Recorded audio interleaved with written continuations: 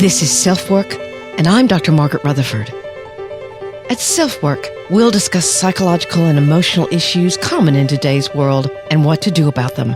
I'm Dr. Margaret, and SelfWork is a podcast dedicated to you taking just a few minutes today for your own self-work. Hello all, welcome to SelfWork. I'm Dr. Margaret Rutherford. I'm a clinical psychologist out of Fayetteville, Arkansas, and I started this podcast a little over 3 years ago to reach those of you who might already be interested in psychological and emotional issues, to those of you who might have just been diagnosed and are looking for some answers, and you've got a lot of questions, or maybe you're having a relationship issue that doesn't seem solvable. But also to a third group, those of you who might really have a lot of stigma against mental health treatment, or not understand it, or not know what goes on, but you're also curious to see what a therapist might have to say about particular subjects. I'm a therapist, and this isn't therapy, but perhaps this will give you a clue as to what it could feel like. So welcome to all of you. I've had several people write to me lately and explain they're just pulling out of a slump or even worse, clinical depression. And frankly, they're scared. They feel well enough to go back to work if they've been off. It's time for them to pick up their responsibilities, maybe after family leave or even a hospitalization, or just after thoughts that were very dark and frightening to them drew them into depression. Or they suffered a loss or death that overwhelmed them, and it's a few months later and their job or their friends are concerned that they're not back in the saddle. Is there a schedule of some kind for what's supposed to happen after depression has struck? How do you deal with some of the destructive choices you may have made when you were depressed? We'll talk about the factors that are important and how to work with and manage your insecurity and fear of your depression returning. We'll also touch today on some newer treatments. One is Transcranial Magnetic Stimulation, and the other are ketamine infusions. These both are being used effectively with depression that seems to not respond to other treatment and tends to recur. The listener email, which is a regular feature of SelfWork, is from someone who calls herself a social chameleon, but it's not intentional. It's been growing in her awareness, but up till now, being a social chameleon happened quite without it being her intention. I thought it was a fascinating question, so we'll talk about how do you hang on to yourself when you're around others and you don't become a social chameleon. In fact, I can remember when I was learning how to dance as a teenager, my best friend used to say to me, "Margaret, every time you stand by somebody, you dance just like them. Stop doing that. You're embarrassing yourself." So I guess that was my teenage version of being a social chameleon. But it can have serious implications because you lose yourself. So we'll talk about that today on SelfWork, as well as how to confront your fear of your depression returning.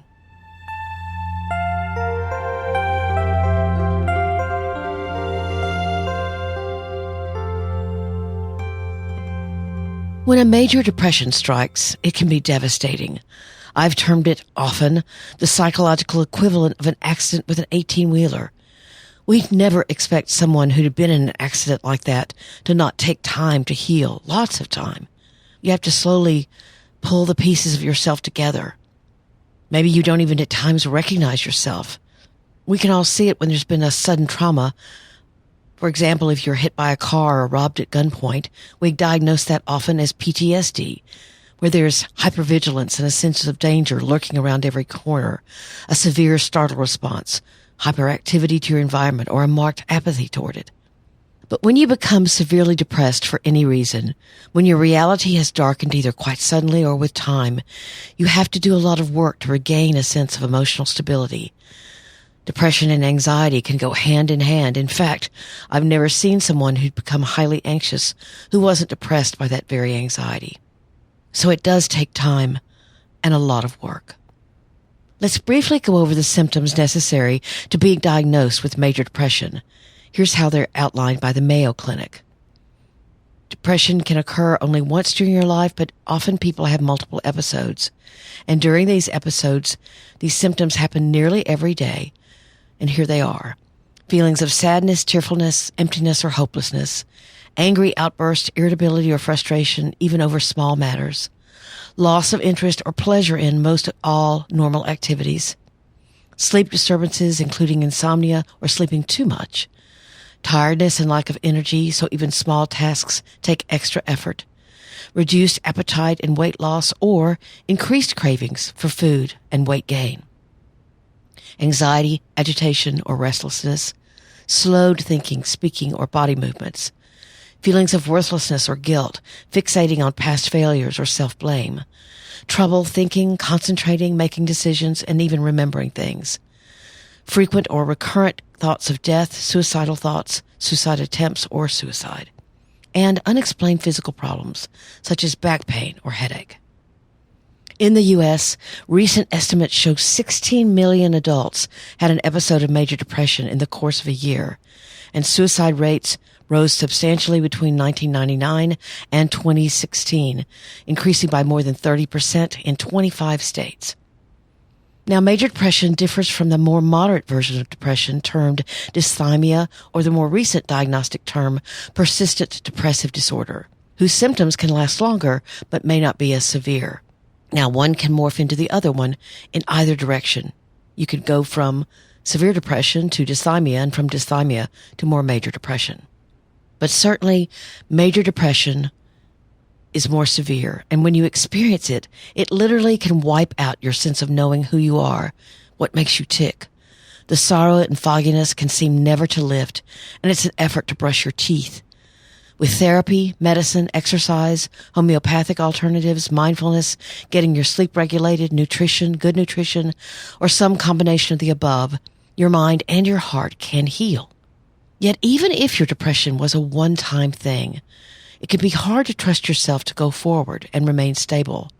That episode was so scary or so frightening that you can grow afraid to risk, or afraid to be stressed, or afraid that once again something might happen that would trigger another episode. And of course, that fear is increased if you experience more than one episode in your lifetime. And you may feel as if you don't have control over the very quality of your life. Your psychological and emotional well-being can be likened to sailing on a sailboat. You count on your sail to get through your rough waters, your skill at sailing. You use those skills to guide yourself through when you're disappointed or hurt. And you have trust that your sail will hold and that your skills will provide safety. But what if that sail gets ripped? That's what happens with severe depression. What if you thought you could count on your very mind and it doesn't work for you like it should? What if your sense of self shatters when your world goes dark? How are you supposed to trust that it won't rip again if things get bad enough? You can begin to question and be afraid of every nuance of your mood. Am I getting depressed? Am I headed for another paralyzing bout? I've talked about the importance of knowing your triggers, and this becomes very important when you're dealing with recurrent depression. That's actually in episode 140, not too far back, entitled Why is Change So Difficult? The Power of Triggers. So if you're interested in listening to more of my discussion on those triggers and how you can manage them, you can tune into episode 140. I've also got it as a link in the show notes. Once you've suffered from a major depression, once you've had ideas about taking your own life in its most severe form, it's easy and it's normal to be quite frightened of sinking to the bottom once again and not being able to get out of that dark place. Andrew Solomon, the author of The Noonday Demon, which is quite a wonderful book on depression, cites the case of a young woman who became quite depressed again after her depression had lifted by meeting someone who loved her and she decided to marry. She was ecstatic. It had been heady to find someone that truly cared for her. She'd gotten off her medicines and felt quite better. But after the wedding, her depression roared back in to the point she was convincing herself she'd made a terrible mistake. He quoted her as she found her way back. Here's the quote. The people who succeed despite depression do three things. First, they seek an understanding of what's happening.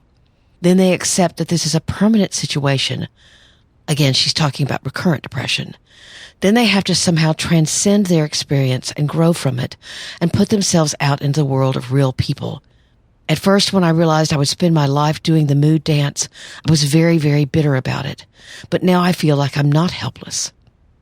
So if you struggle with recurrent depression, her advice is don't do what she did and decide, now it's gone, I feel better, but realize that another bout of depression may be waiting for you eventually. But to manage that carefully, to get back into life, To continue my metaphor, my analogy, you have to set sail again. You have to trust that you've done what you could to mend your sail. What does that take? You have to find your courage, be attentive to your triggers, cover all your bases, and seek ways that you can grow from actually managing this illness. If you know certain situations are going to put too much strain on your sail, then figure out how to change that so you don't put that strain on yourself. But it doesn't mean that fear has to rule your life. It takes time, and sometimes lots of it, to learn what your triggers are and to try to manage them well, knowing that at times you may suffer depression again. That can either fill you with foreboding, or you can recognize, just like people with thyroid conditions or other kinds of medical conditions, they realize that they can do their best to stay stable, but sometimes their illness gets the better of them. So it seems like it takes a combination of patience and courage. But now let's talk briefly about some newer treatments that my own clients are using to address depressions that seem unrelenting or darker episodes that recur. Again, I think these treatments are very promising because just when you think there's nothing else you can try, here come these treatments. Of course, not only are there developing medications that can help and therapeutic strategies that can help, but the stigma of mental illness is finally beginning to decrease. I hope people are more openly seeking treatment. There are two of these treatments that I want to feature today. The first is Transcranial Magnetic Stimulation, or TMS, as it's called. And this is what the Johns Hopkins website describes in TMS. TMS is a non-invasive method of brain stimulation that relies on electromagnetic induction using an insulated coil placed over the scalp, focused on an area of the brain thought to play a role in mood regulation. The coil generates brief magnetic pulses which pass easily and painlessly through the skull and into the brain. When these pulses are administered in rapid succession, it is referred to as repetitive TMS. This can produce longer-lasting changes in brain activity.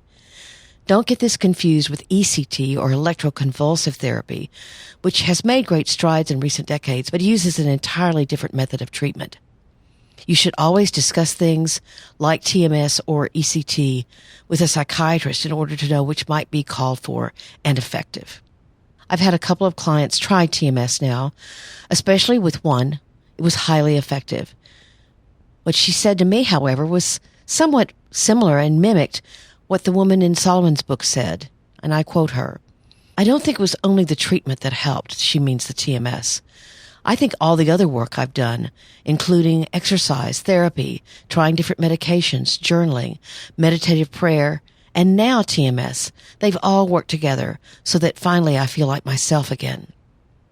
What she was saying was that she realized that the things that she had done herself, the things that she was in control of, had been very helpful. And then it was exponentially aided by the TMS. She didn't feel helpless, and she continued to seek answers. There's her courage. There's her patience. The other newer technique that I know about are ketamine infusions. I know there's some work going on with treatment with opioids, or very minimal doses of opioids, but I haven't had time to research that, so I'm not going to talk about it here on this episode. But here's a Harvard article where they talk about ketamine infusions. Ketamine was once used, it's a drug, which was once used mainly as an anesthetic on battlefields and in operating rooms. Now this medication is gaining ground as a promising treatment for some cases of major depression. Again, they use much decreased amounts of this. Because of its rapid action, ketamine could have a role to play in helping to prevent suicide. I've certainly seen this. It's exciting because it can rapidly reduce life-threatening thoughts and acts and relieve other serious symptoms of depression. Often, treatments for suicidal thoughts and depression can take weeks or even months to take effect. This is also true for talk therapies, antidepressants, and TMS, which takes 4 to 6 weeks. They also state, just for your information, that there are two main types of ketamine. There is IV ketamine, which is most often given as an infusion into the bloodstream, and then there's a form of nasal spray called esketamine. So you can either have IV ketamine or esketamine. I've not had anyone do the nasal spray. Everyone that I've seen has done the infusions. I've had several clients again do very well with it, although a couple have had to do an infusion every few months for their improvement to be retained. I think these treatments and the research going into depression is very hope-giving. And when you experience recurrent depression, you certainly need that hope. You need to know you're managing your illness, trusting that your sail is as good as it can get, and you realize you're claiming management of your own depression.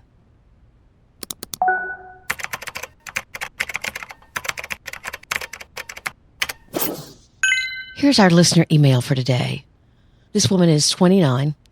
I remember having more of a personality as a child, having stronger opinions, and not caring as much what people thought about me. I just wanted to do the things I enjoyed, such as reading, and I tended not to overthink the other things going on around me.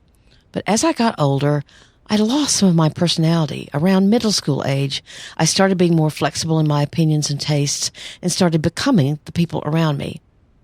I'm still this way, but I have more awareness of it. I can almost always see someone else's point of view in a discussion. This can be helpful when, for example, mediating a discussion in a meeting between coworkers that aren't communicating effectively. It's like I speak everyone's language and can help translate. But I also feel, to continue with that metaphor, that I am only a translator and have no native language of my own. I just speak the language of whoever I'm around. I enjoy a very wide range of music, movies, and books, but am much more likely to gravitate toward the type of media that people I'm with enjoy. I don't think this is in itself bad, but it goes beyond that sometimes. I can relate to the person I'm with, and it feels like that piece of me that is doing the relating takes over the driver's seat of my personality. So I think what she's saying is it goes beyond empathy. It's more like she almost starts resonating on the same frequency as the person in front of her. This was at its worst when my insomnia and lack of emotional control peaked in my late adolescence. Sometimes my speech patterns and opinions began to mimic others I was around, to the point that if a person spent a lot of time with me around different groups of people, they could see the changes. One boyfriend hinted that it might be something psychological, but another close friend saw this as being fake. In fact, it was happening without me thinking about it, and I wanted it to stop, but I didn't know what to do about it. I move a little bit slower now and don't feel so emotionally chaotic. That makes it a little easier to take a breath before I join in a conversation and ask if what I'm about to say is true, if I actually think it, or if I'm just making words up, and speak in my true voice. However, I still find it easy to get swept up in conversation and lose my own self a bit. I have read articles about the social chameleon, and it seems close to what I experience, but this kind of self-monitoring seems intentional in all of the material I have found. I can't find anything on it being unintentional. I never consciously chose to do these things. They just happen. Then I feel ashamed or even embarrassed. I almost feel as though I need to start over from square one of becoming a person and developing a personality. I want to be myself in a group of people, but I feel afraid that I don't know who myself is. I'd actually never heard this term social chameleon, so I was very interested in it as well. And I found an article by Dr. Ronald Riggio in Psychology Today in which he describes this phenomenon that she even mentions as high self-monitoring. He says, and I quote, "Are you the kind of person who blends in with the crowd, who changes persona to meet the needs of the situation? Are you a social chameleon? Or are you the type of person who displays a consistent personality regardless of the situation with whom you're interacting? We'll call that type a zebra because a zebra doesn't change its stripes." What we're talking about is the personality construct of self-monitoring. Self-monitoring refers to the desire and ability to monitor one's own social behavior in order to adapt to a particular situation or person with which you're interacting. High self-monitors are like social chameleons. They engage in high levels of self-presentation and present different versions of themselves depending on the situation. They blend in. Low self-monitors, on the other hand, are not as focused on nor as skilled in self-presentation and tend to behave consistently across different situations and groups. Like the zebra, they don't change their stripes. High self-monitors are more likely to get along with others, are more successful in social situations, are more likely to attain leadership positions, and have broader social networks. On the downside, high self-monitors desire to fit in. That means that they're more likely to blindly follow the crowd. And because of their ever-changing nature, over time, others may feel that they're somewhat phony and that they don't really know the person. With low self-monitors, what you see is what you get. So that's what Dr. Reggio had to say. And so here's my answer to her. I actually also included that quote in my answer to her. I certainly see your point. He's saying that social chameleons choose or desire to do this self-monitoring. It's a conscious choice, not an unconscious one as what you describe. I don't know any books except perhaps ones on setting boundaries with others. I would have a suspicion that your high self-monitoring may have to do with fear of conflict or rejection, even though, as you say, you're ending getting rejected because of doing it. One of my best guesses is that whatever family situation you grew up in, independence and self-expression may not have been encouraged. This could happen for various reasons. Maybe you had a narcissistic parent, or you were overly close to one parent or the other. You described that by your teenage years you had begun to lose yourself. This is actually common with teenagers. No one wants to look different than the people they're around or want to be around. But it sounds as if this behavior continued for you. And yes, it has its benefits. As you point out, you're very empathic. But if you never disagree with what's said or valued around you, then as you say, you lose yourself. Your identity is what I'd call diffused, with a lack of clarity or not well-established boundaries. This can also happen with someone who's been abused. You weren't allowed to speak safely, so you stopped speaking.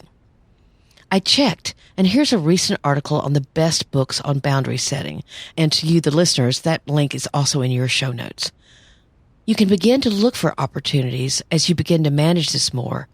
What feelings do you have right before you're about to speak, if your opinion is different than the one that's being discussed?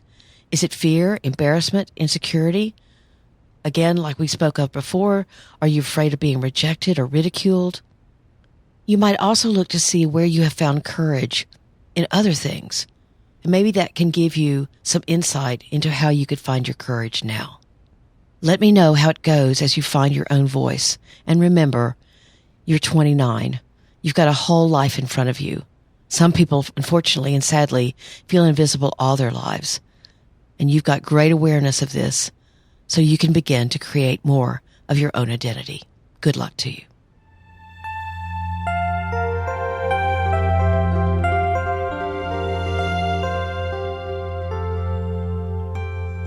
My gratitude to all of you for being here at SelfWork. I'm always touched by seeing people who leave positive reviews, and even I'm touched sometimes more painfully, but I'm touched when someone leaves a constructive criticism. I learn from all of that. So please review me on iTunes or wherever else you listen. You're my best advertisement. So I count on you to grow SelfWork. Thanks so much. I do have a book out called Perfectly Hidden Depression, How to Break Free from the Perfectionism That Masks Your Depression. And Amazon has it on sale basically now. I think they dropped it after Thanksgiving and they've left it there. So it's a really good thing. It's also an ebook if you'd rather buy it there. And of course, I so appreciate you leaving reviews on Amazon for that book after you've read it. I cannot tell you how much I count on each one of you doing that, because it is your words that are going to inspire others to risk, buy the book, and see how they can begin to confront their own perfectionism. Just like the podcast, you are my best advertisement. So just a sentence or two, a simple, this really helped me, I got this, I learned a lot from it, whatever it happens to be, you can just speak from your heart. There are plenty of ways to get in touch with me. You can email me at askdrmargaret@drmargaretrutherford.com. You can go to my website at drmargaretrutherford.com and subscribe there. You'll get a weekly newsletter, which is a really easy way to keep up with me, what I'm doing, what I'm writing about, what I'm talking about. I promise that's all you'll get. Or I now have a Facebook closed group at facebook.com/groups/selfwork. That's facebook.com/groups/selfwork. And I'd love to have you there. It's a widely diverse group of people, but one that's very supportive of both your strengths and your struggles. So thanks again for being here for episode 164. Take very good care. I'm Dr. Margaret, and this has been SelfWork.